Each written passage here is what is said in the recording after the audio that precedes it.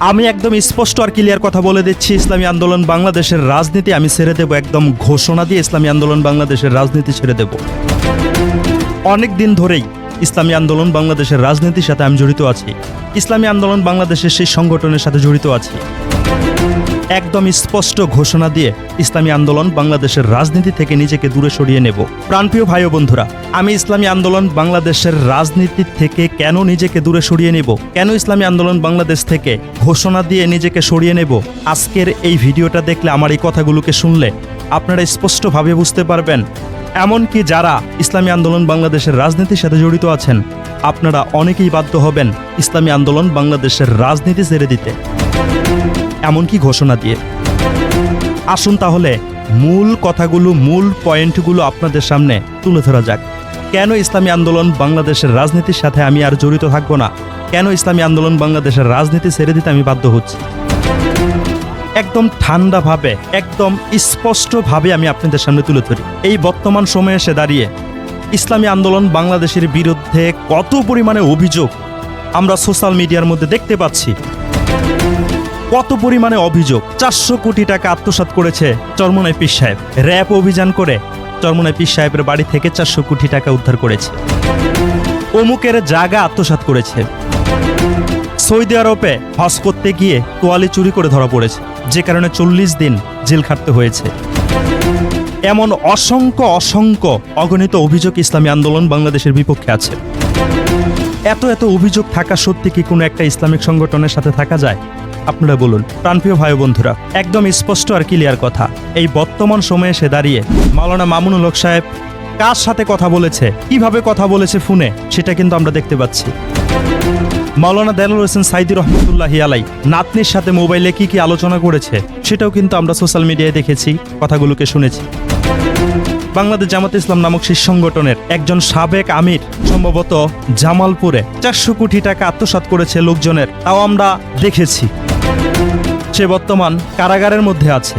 বাংলাদেশ জামাতে ইসলামের প্রধান আমিরকে আমরা দেখেছি একজন জুলাই যোদ্ধার মা বলে বুকে জড়িয়ে নিয়েছে, এমনকি ছোট বাচ্চাদেরকে আদর করার কথা বলে ঠোঁটের মধ্যে কিস করেছে। মেয়েদের সাথে আড্ডা দিতে তাকে আমরা দেখেছি। খেলাফত মজলিসের প্রধান আমির মাওলানা মামুনুল হক সাহেবকে আমরা দেখেছি সোনারগাঁওয়ের রেসুয়েট থেকে 501 নম্বর রুম থেকে তাকে ধরে নিয়ে গিয়েছে। এ বর্তমান সময়ে এসে দাঁড়িয়ে ফ্যাক বলুন আর সত্য বলুন, একদম হুবহু বিভিন্ন কিছু কিন্তু আমরা দেখতে পাচ্ছি। কিন্তু ইসলামী আন্দোলন বাংলাদেশের বিরুদ্ধে যে অভিযোগগুলোকে আনা হচ্ছে, যেমন 400 কোটি টাকা আত্মসাৎ করেছে, র‍্যাব অভিযান করে পীর সাহেব চরমোনাইয়ের বাড়ি থেকে টাকাগুলোকে উদ্ধার করেছে, কিন্তু কোনো সরকারি নিউজ চ্যানেলের মধ্যে দেখলাম না। গ্রহণযোগ্যতা পায় এমন কোনো নিউজ চ্যানেলের মধ্যে দেখলাম না। এমনকি ইসলামী আন্দোলন বাংলাদেশের নায়েবে আমির এই বিষয়টা এসে স্পষ্ট করলো এটা ভুয়া। এই যে এত এত অভিযোগ ইসলামী আন্দোলন বাংলাদেশের উপরে দিচ্ছে, একটা প্রমাণও কিন্তু তারা দেখাতে পারছে না। আমি কথা দিচ্ছি, যখন থেকে ইসলামী আন্দোলন বাংলাদেশের উপরে অভিযোগগুলো স্পষ্ট আর ক্লিয়ার করে দেখানো হবে, নারী কেলেঙ্কারিতে ধরা পড়েছে কিন্তু কোনো কথা বলতে পারছে না। রেসুয়েটের 501 নম্বর রুম থেকে ধরে নিয়ে গিয়েছে, বলছে এটা আমার স্ত্রী, আমার ওয়াইফ। আমার কথা হচ্ছে ওয়াইফ বাসায় থাকবে রেসুয়েটের মধ্যে কি কারণে? এই সমস্ত ঘটনাগুলো যখন আমরা দেখতে পাবো, তখন একদম স্পষ্ট ক্লিয়ার ঘোষণা দিয়ে ইসলামী আন্দোলন বাংলাদেশ থেকে নিজেকে দূরে সরিয়ে নেব। এই সমস্ত ঘটনাগুলো স্পষ্ট আর ক্লিয়ার গ্রহণযোগ্যতা পায় এমন নিউজ চ্যানেল থেকে এই সমস্ত সংবাদগুলোকে দেখাতে হবে। সৌদি আরবে গিয়ে তোয়ালি চুরি করে জেল খেটেছে, তোমাদের বানানো কথায় আমরা বিশ্বাসী নয়। পারলে আমাদেরকে পত্রিকার রেফারেন্স দেখাও, খবরের রেফারেন্স দেখাও। যার সাথে ঘটনা ঘটেছে সে তো তার অবস্থান স্পষ্ট করেছে। রায়কে চরমোনাইকে দেখে বেশ কিছু মানুষ উনার কাছে এসেছিল, অনেক মানুষ জড়ো হয়েছিল উনাকে দেখে। সেখানে উনি কথা বলেছিলেন, সন্দেহমূলক রায়কে চরমোনাইকে গ্রেপ্তার করা হয়েছে। এমনকি 11টা নাকি কয়টা জানি মিথ্যা অভিযোগ করা হয়েছিল শায়েখে চরমোনাইয়ের বিপক্ষে। সেটাকে কেন্দ্র করে শায়েখে চরমোনাইকে গ্রেপ্তার করা হয়েছে, এটা আমরা দেখেছি। কিন্তু গ্রহণযোগ্যতা পায় এমন কোনো নিউজ চ্যানেল এই বিষয়ে স্পষ্টভাবে কোনো ব্যাখ্যা কিন্তু দাঁড় করাতে পারেনি।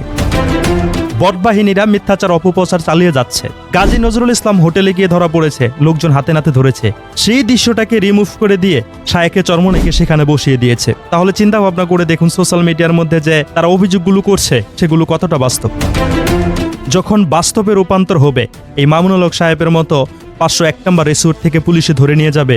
জামায়াতের আমিরের মতো দেখব মেয়ে মানুষকে বুকে পাঞ্জা দিয়ে ধরবে, আমাদের মতো বড় বড় মানুষের ঘাড়ের মধ্যে চুম্বন করবে। এই সমস্ত দৃশ্য যখন দেখব, তখন একদম ঘোষণা দিয়ে সেই সংগঠন থেকে বের হয়ে যাব।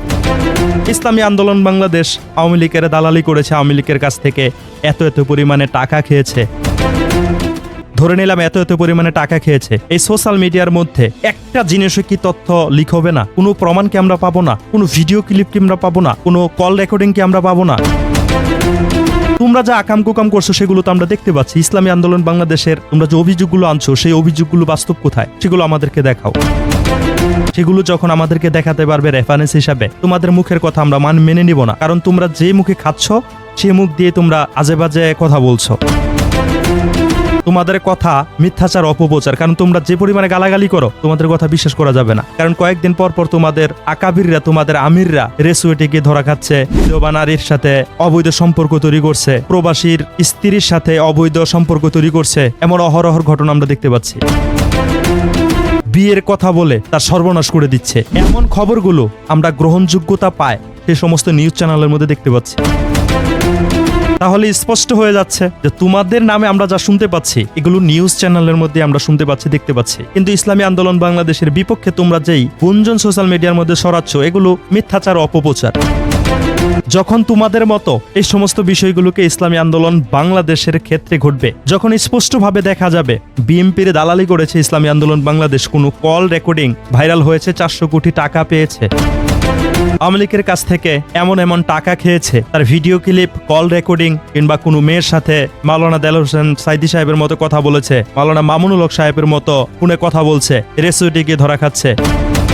এই সমস্ত দৃশ্যগুলো যখন আমরা স্পষ্ট আর ক্লিয়ার ভাবে দেখতে পারবো, তখন থেকে ইসলামী আন্দোলন বাংলাদেশের রাজনীতি একদম স্পষ্টভাবে ঘোষণা দিয়ে এখান থেকে বের হয়ে যাব।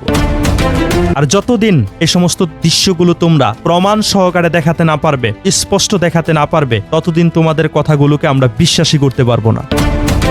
কারণ তোমরা যেই পরিমাণে বকাবাদ্য আর মিথ্যাচার, অপপ্রচার করো, তোমরা সত্য কথা বললেও সেটাকে বিশ্বাস করার মতো ক্ষমতা আমরা রাখি না। কারণ তোমরা আমাদের বিশ্বাস নষ্ট করে দিয়েছো। প্রাণপ্রিয় ভাই বন্ধুরা, আপনারা হয়তো স্পষ্টভাবে আমার কথাগুলোকে শুনে বুঝতে পেরেছেন। ইসলামী আন্দোলন বাংলাদেশের রাজনীতি আমি কেন করব না? ইসলামী আন্দোলন বাংলাদেশের রাজনীতি আমি তখনই করব না যখন ইসলামী আন্দোলন বাংলাদেশের এই সমস্ত ঘটনাগুলো সত্য বলে প্রমাণিত হবে, স্পষ্ট বার্তা আসবে, তারা দোষীভাবে প্রমাণিত হবে। তখন থেকে সেই সংগঠন আমি প্রত্যাহার করব, নিজেকে সরিয়ে নেব সেই সংগঠন থেকে। আমার অবস্থান কিন্তু আমি স্পষ্ট করেছি, কেন ইসলামী আন্দোলন বাংলাদেশ থেকে নিজেকে সরিয়ে নেব আর কখন ইসলামী আন্দোলন বাংলাদেশ থেকে নিজেকে সরিয়ে নেব। প্রাণপ্রিয় ভাই বন্ধুরা, আপনারা কি ইসলামী আন্দোলন বাংলাদেশের রাজনীতির সাথে জড়িত থাকবেন যদি এই সমস্ত ঘটনাগুলো সামনে চলে আসে? মামুনুল হক সাহেবের যেমন কল রেকর্ডিং ভাইরাল হচ্ছে, রেসুয়েটে বন্ধুর ওয়াইফ নিয়ে গিয়ে 501 নাম্বার রেসুয়েট থেকে তাকে ধরে নিয়ে যাচ্ছে, জামায়াতের আমিরকে আমরা যেমন দেখতে পাচ্ছি শহীদ জুলাইয়ের মা বলে একজন বেগানা মহিলাকে বুকে জড়িয়ে নিচ্ছে। এই সমস্ত দৃশ্যগুলো, কিংবা আওয়ামী লীগ বিএনপির দালালি করেছে, কোনো প্রমাণ যদি তারা দেখাতে পারে, যেমন কল রেকর্ডিং এত টাকা খেয়ে কাজটা করেনি, কিংবা ভিডিও ক্লিপ গোপনে গিয়ে বৈঠক করেছে, এমন কোনো দৃশ্য যখন আপনারা দেখতে পাবেন, তখনও কি ইসলামী আন্দোলন বাংলাদেশের রাজনীতির সাথে জড়িত থাকবেন, নাকি ঘোষণা দিয়ে আমার মতো করে ইসলামী আন্দোলন বাংলাদেশের রাজনীতি থেকে নিজেকে সরিয়ে নেবেন? আমার প্রাণপ্রিয় ভাই বন্ধুরা, আপনাদের মন্তব্য খুবই গুরুত্বপূর্ণ। আপনাদের মনের কথাগুলোকে মন খুলে কমেন্টে লিখে জানিয়ে দেবেন। আমি ইসলামী আন্দোলন বাংলাদেশের রাজনীতি একদম ঘোষণা দিয়ে তখনই বাদ দেব যখন ইসলামী আন্দোলন বাংলাদেশের উপরে আনা অভিযোগগুলো সত্য বলে প্রমাণিত হবে। যেমন দালালি করছে, টাকা খাচ্ছে, প্রমাণ সহকারে, রেফারেন্স সহকারে আমাদেরকে দেখাতে হবে। অন্যথায় তোমাদের কথায় ইসলামী আন্দোলন বাংলাদেশ থেকে এক চুল পরিমাণেও নিজেকে দূরে সরাবো না, ইনশাআল্লাহ।